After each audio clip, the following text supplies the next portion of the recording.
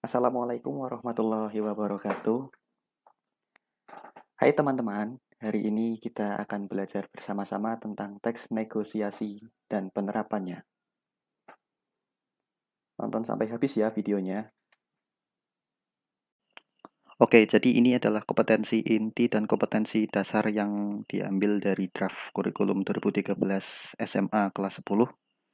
Yang mana kompetensi inti yang kami ambil adalah kompetensi inti 3 dan kompetensi dasar yang kami ambil adalah kompetensi dasar 3.1.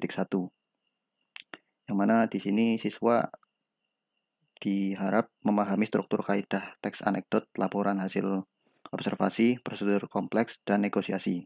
Namun di materi ini hanya teks negosiasi saja.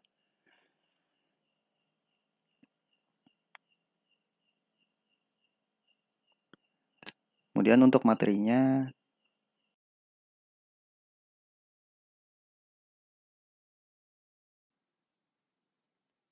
yuk kita cari bareng-bareng.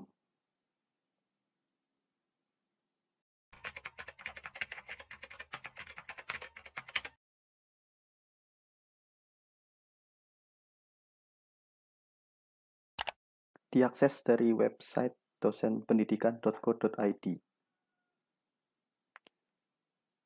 Jadi, teks negosiasi atau negosiasi adalah bentuk interaksi sosial yang berfungsi untuk mencapai penyelesaian bersama di antara pihak-pihak yang mempunyai perbedaan kepentingan. Pihak-pihak tersebut berusaha menyelesaikan perbedaan dengan cara berdialog dan tidak merugikan salah satu pihak.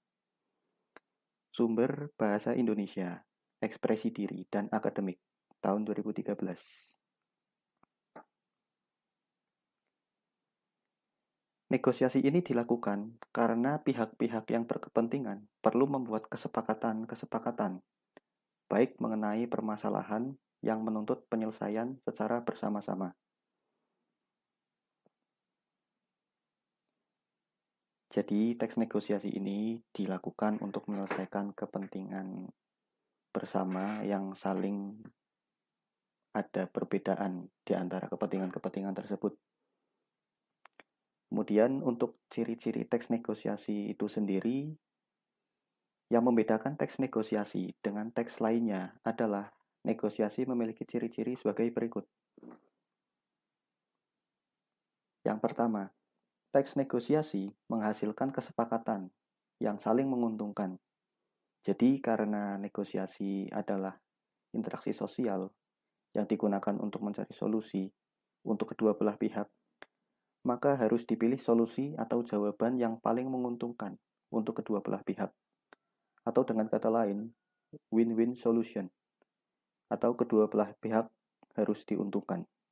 Kemudian yang kedua adalah mengarah ke tujuan praktis. Yang ketiga, memprioritaskan kepentingan bersama. Dan yang keempat, merupakan sarana untuk menyelesaikan masalah.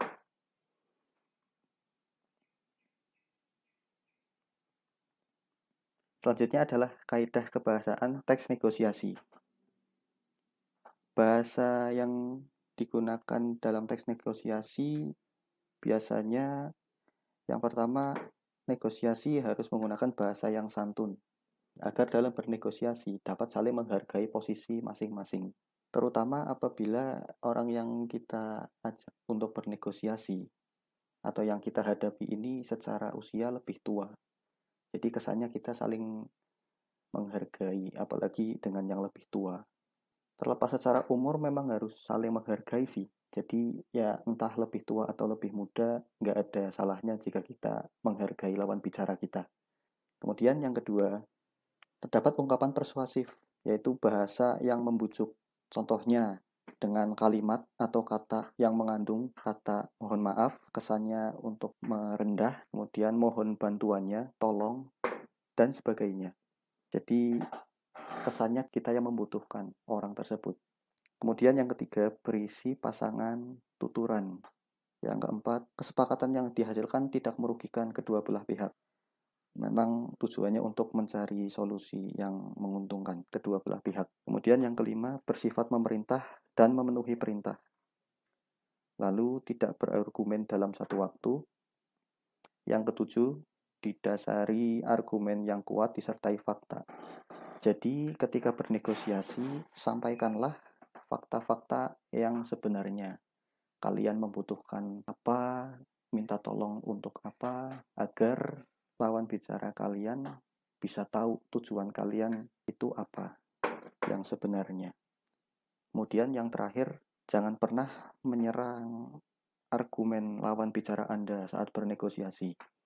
Jadi setiap argumen yang dikeluarkan oleh lawan bicara kalian itu harus kalian hargai ya.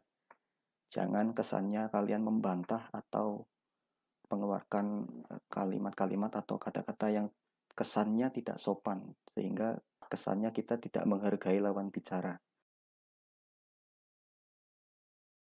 Nah, itu tadi sekilas tentang teks negosiasi.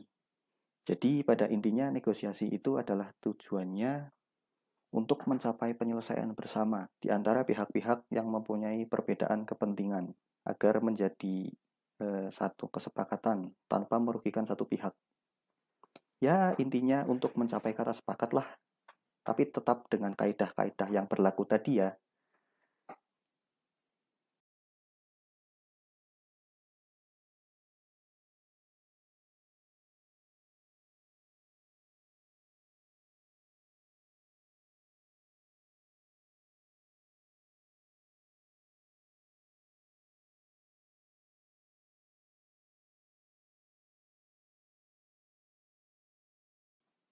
Dan ini adalah contoh dari negosiasi singkat antara guru dan murid yang sedang membahas tentang jadwal untuk bertemu.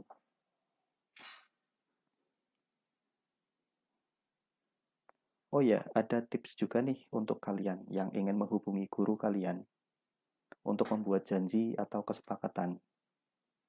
Berikut ada tips-tips yang akan disampaikan oleh rekan saya, Anissa. Silahkan.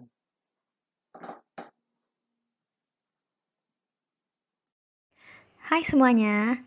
Nah, jadi aku di sini mau menjelaskan tentang etika mengirim pesan kepada guru kalian.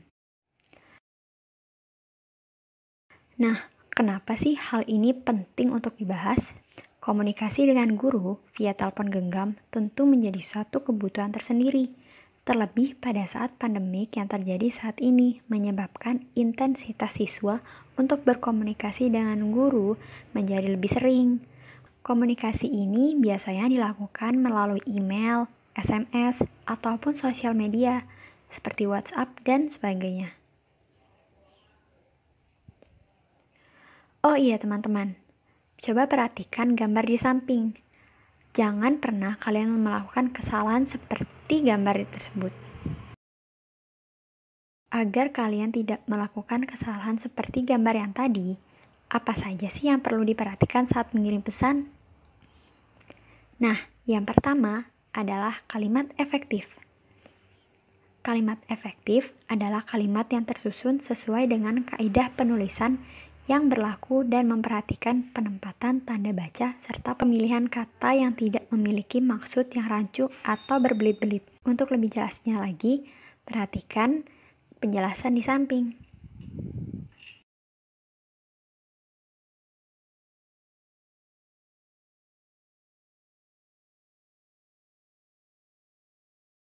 Yang kedua, perhatikan waktu. Ingat baik-baik, guru juga manusia, butuh yang namanya istirahat, tidur, berkumpul dengan keluarga, ataupun beribadah. Kalau misalnya guru kalian lagi tidur, terus kalian telepon atau SMS, kemungkinan besar tidak akan dijawab. Selain itu, jangan pernah menghubungi guru di atas jam 8 malam, supaya tidak mengganggu dan membuat kesan diri yang buruk. Yang ketiga, perkenalkan diri kalian. Karena yang dihubungi jabatannya adalah guru, maka pasti ada banyak siswa yang ia hadapi setiap harinya. Dan tidak semua nomor kontak siswa ia simpan. Supaya memudahkan identitas diri kalian dikenali dengan baik, sebaiknya sebutkan identitas kalian. Nah, untuk contohnya, kalian bisa lihat gambar di samping ini.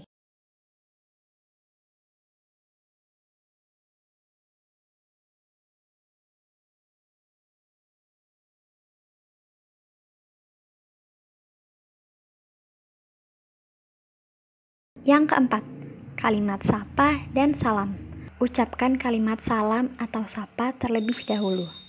Entah itu selamat pagi, siang, sore, atau assalamualaikum jika kedua belah pihak sesama muslim.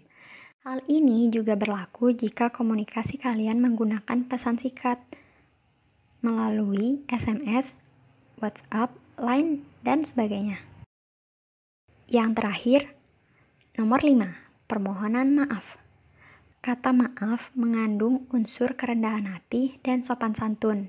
Karena itu, ucapkan kalimat maaf dalam awalan panggilan atau pesan singkat. Contoh, mohon maaf Pak atau Bu, sudah mengganggu waktunya. Atau, mohon maaf Pak atau Bu, sudah mengganggu aktivitasnya.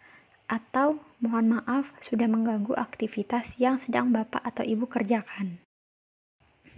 Nah, untuk contoh pesan singkat secara umum, seperti yang ada di samping ini.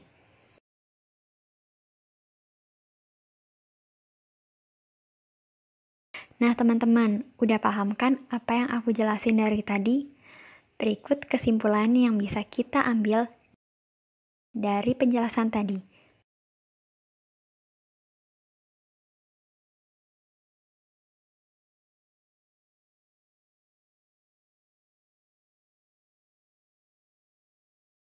Terima kasih semuanya.